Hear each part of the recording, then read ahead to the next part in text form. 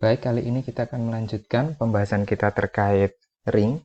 Jadi kalau kita diberikan Z kemarin dengan operasi penjumlahan dan perkalian aritmetik, kita sudah membuktikan yang pertama kemarin Z merupakan ring ya. Jadi kita melanjutkan saja. Yang pertama kemarin sudah terbukti bahwa Z dengan operasi penjumlahan dan perkalian aritmetik merupakan sebuah ring. Terus kemudian berikutnya kita akan membuktikan apakah akan diselidiki. Nah, akan diselidiki apakah Z dengan operasi penjumlahan dan perkalian aritmetik merupakan ring satuan atau memiliki elemen identitas. Nah, berarti operasi yang kedua yaitu perkalian, berarti Z kecil sebagai simbol dari elemen identitas pada operasi yang kedua itu satu anggota dari Z besar. Z besar berarti yang ini di mana gimana ini? Sebab itu untuk semua anggota Z besar berlaku AZ sama dengan Z kali A, maksudnya A kali 1 sama dengan 1 kali A, hasilnya A itu sendiri. Dengan demikian, Z dengan operasi penjumlahan dan perkalian aritmetik merupakan ring satuan. Ini kesimpulannya dan penjelasan kita. Kan ini pertanyaannya, apakah merupakan ring satuan? Jelaskan alasanmu. Ring satuan sebab memiliki elemen identitas yaitu Z kecil, simbolnya satu anggota dari Z besar. Nah, berikutnya yang ketiga kita akan menyelidiki apakah Z dengan operasi himpunan bilangan bulat dengan operasi penjumlahan dan perkalian aritmetik merupakan ring komutatif. Nah, untuk semua AB anggota dari Z berlaku A kali B sama dengan B kali A, ya kan? Contohnya, karena himpunan bilangan bulat, boleh kita ambil contohnya, yaitu 3 kali 4 sama dengan 4 kali 3, yaitu 12. Dengan demikian, pertanyaannya, apakah Z ring komutatif? Jelaskan alasanmu. Maka, Z dengan operasi penjumlahan dan perkalian aritmetik merupakan ring komutatif. Nah, sebab berlaku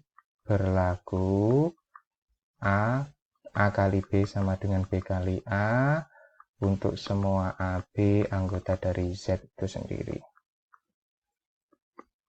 Nah, kemudian yang keempat kita diminta menyelidiki elemen pembagi 0.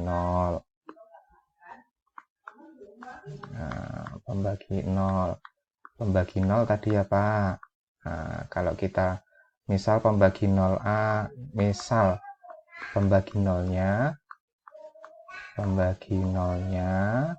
itu A, berarti berlaku A kali B sama dengan B kali A sama dengan Z, atau Z-nya ini tadi kan ini, Z-nya ini kita punya ini.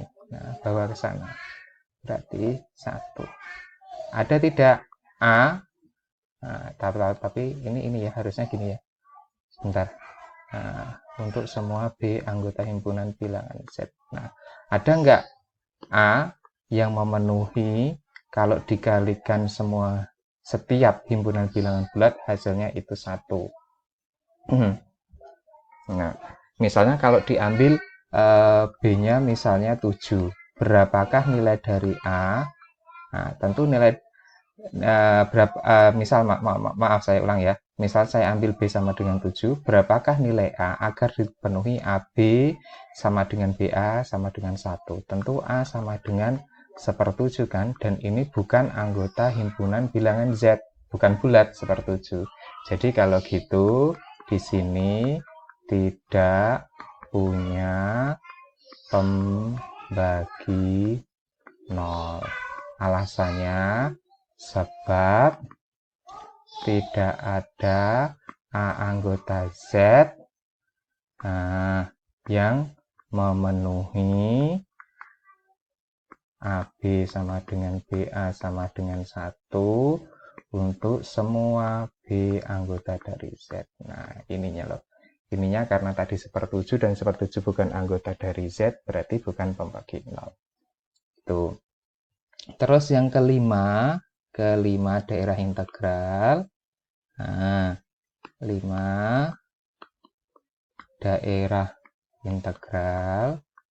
Nah, kita cek lagi tadi definisi daerah integral harus apa. Nah, tadi dibuatnya di sini. Daerah integral dia ring komutatif, punya elemen satuan tetapi tidak punya pembagi 0. Nah, sekarang kita kembali lagi ke sini. Apakah Z tadi ring komutatif? Nah, kita cek tadi. Nah, ring komutatif. Apakah Z memiliki elemen satuan? Iya.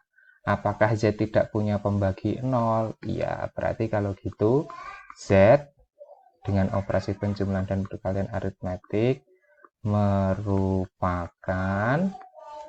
daerah integral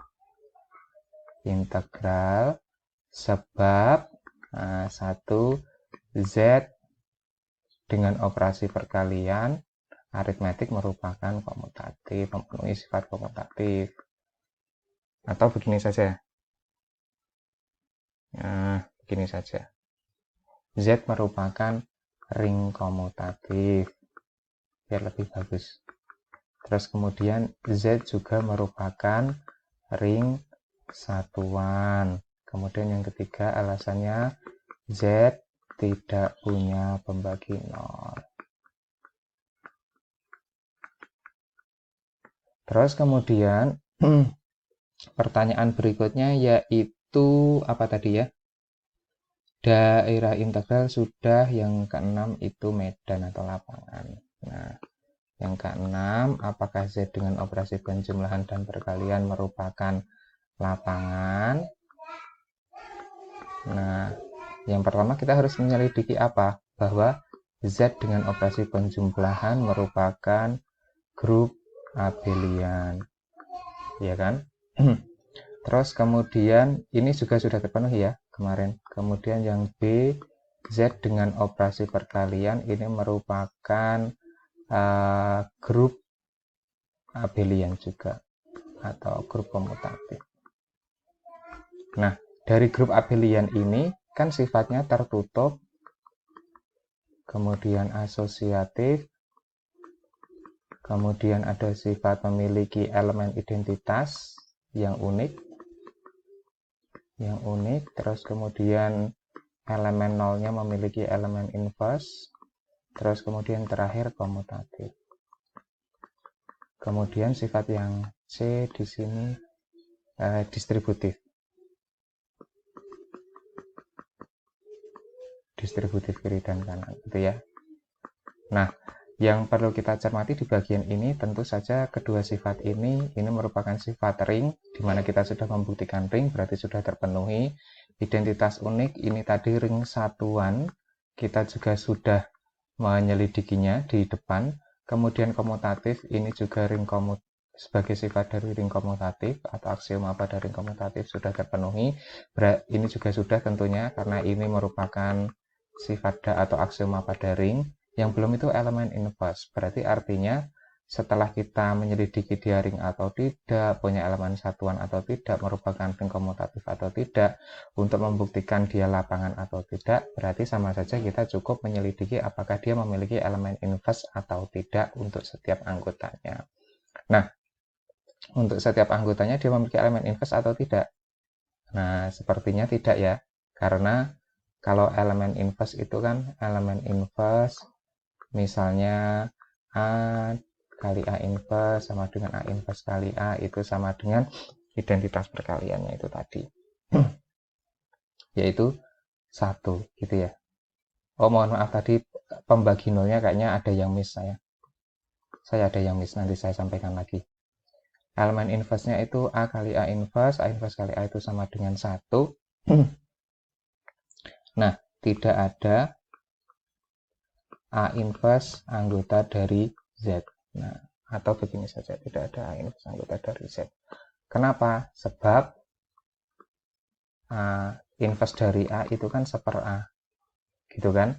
Karena ini himpunan bilangan bulat, dan kalau 1/A itu tidak merupakan himpunan bilangan bulat. Jadi dia tidak memiliki inverse. Karena tidak memiliki inverse, maka dia bukan lapangan. Nah, maaf, ini saya agak miss sedikit di bagian ini, pembagi 0. Nah, di bagian pembagi 0 ini saya kebalik tadi memahaminya, bahwa Z yang di sini, ini saya revisi dulu. Pembagi 0, bukti pembagi 0 itu misal pembagi nolnya